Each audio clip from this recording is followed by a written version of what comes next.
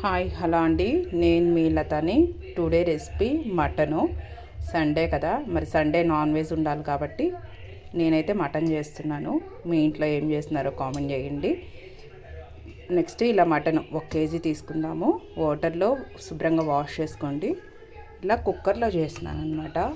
కుక్కర్లో అయితే త్వరగా ఉడికిపోతుంది. నార్మల్గా ఉడికించామంటే అసలు టైం పడుతుంది, చాలా టైం పట్టిద్ది. నేనైతే కుక్కర్లో వండేస్తాను అనమాట. ప్రతిసారి కూడా ఇలాగే చేస్తాను. నెక్స్ట్ కొంచెం అల్లం పేస్ట్, నేను ఇంట్లో ఇప్పుడే రెడీ చేశాను. అల్లం పేస్ట్ కొంచెము. నెక్స్ట్ కొంచెం పసుపు, ఒక 1/2 స్పూను సాల్ట్. ఇంతవరకే చాలు బాయిల్ అవ్వడానికి. నెక్స్ట్ 1 గ్లాస్ అనమాట ఇది వాటరు. ఒక విజిల్ పెట్టేసుకొని 4 విజిల్స్ వస్తే సరిపోతుంది. త్వరగా క్విక్గా అయిపోతుంది. మటన్ త్వరగా ఉడకదంటారు కాబట్టి కుక్కర్లో వేసుకుంటే త్వరగా అయిపోతుంది. 4 విజిల్స్ రావాలి. మనకి మటన్ ఉడకాలి కాబట్టి 4 విజిల్స్ రావాలి కాబట్టి ఆ లోపల మనకి ఉల్లిపాయలు ఒక 2 తీసుకొని ఇలా కట్ చేసుకోండి పొడుగ్గా. పచ్చిమిర్చి ఒక 2 తీసుకోండి. నెక్స్ట్ ఈ మసాలాకి లవంగాలు, ఇలాచి, చెక్క ఇవి కొంచెం తీసుకొని ఇలా రోట్లో వేసుకొని పొడి చేసి పెట్టుకోండి తాలింపు పెట్టేసుకోవడానికి.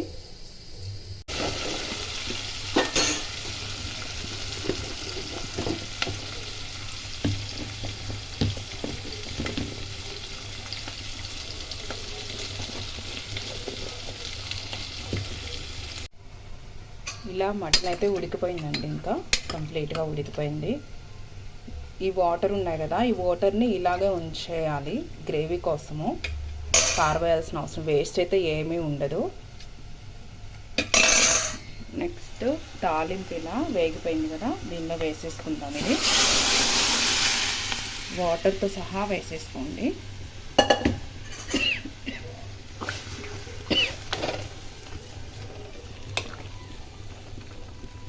మంచిగా త్వరగా క్విక్ అయిపోయింది. మటన్ త్వరగా ఉడికిద్దండి. ఇలా కుక్కర్లో వేసుకుంటే గ్రేవీ వస్తుంది, మంచిగా బాగుంటుంది అన్నమాట.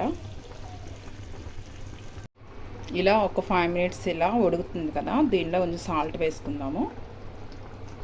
ఇందాక మనం బాయిల్ చేసేటప్పుడు ఒక 1/2 స్పూన్ వేసుకున్నాము. ఉల్లిపాయలు ఉల్లిలో వేసుకున్నాము, కొంచెం చూసుకొని వేసుకోండి.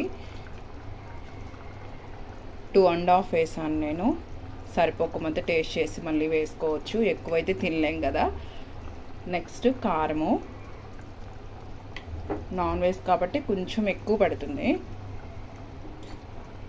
3 స్పూన్స్ వేసుకున్నానండి నేనైతే.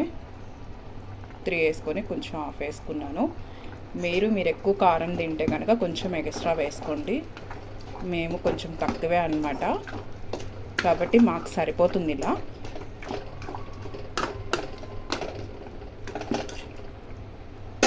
ఒక 5 మినిట్స్ ఉడికితే సరిపోతుంది. నేను ఏ వాటర్ వేయలేదండి, మనం బాయిల్ చేసిన వాటరే అన్నమాట ఇవి. ఒక 5 మినిట్స్ ఉడకాలి.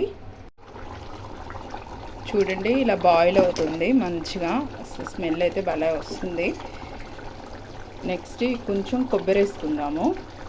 ఎక్కువ అవసరం లేదు, 1 స్పూన్ చాలు గ్రేవీ కోసం అన్నమాట. ఇది ఎక్కువ వేసుకోకూడదు, తీపి వస్తుంది అన్నమాట. 1 స్పూన్ అయితే సరిపోతుంది.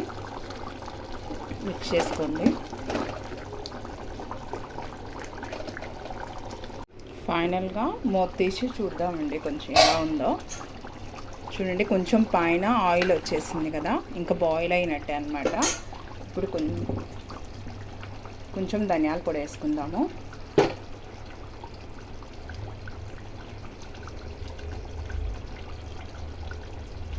ఒక 2 స్పూన్స్ వేసుకోండి.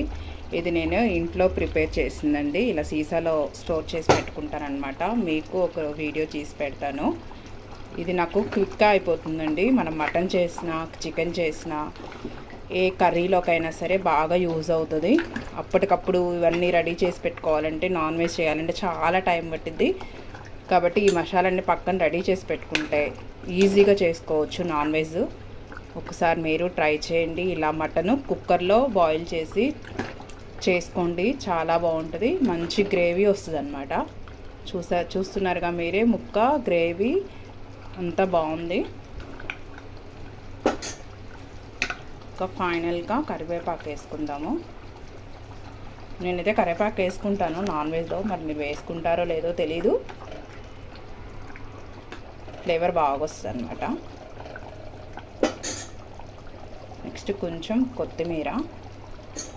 ఇంకా రెడీ అయిపోయినట్టు. ఒక 2 మినిట్స్ ఉంచేసి దించేసుకుందాము. మూత పెట్టేసుకోండి. ఇంకా ఫైనల్గా రెడీ అయిపోయిందండి. ఇంకా లాస్ట్లో స్టవ్ ఆఫ్ చేసేసుకొని ఇలా లెమన్ పిండేసుకోండి. ఆ వేడి మీద అయితే బాగుంటుంది. స్టవ్ ఆన్ చేసుకొని మాత్రం లెమన్ పిండుకోవద్దు, చేదు వస్తుంది. ఆఫ్ చేసుకొని మాత్రమే ఇలా లెమన్ పిండేసుకోండి. లాస్ట్లో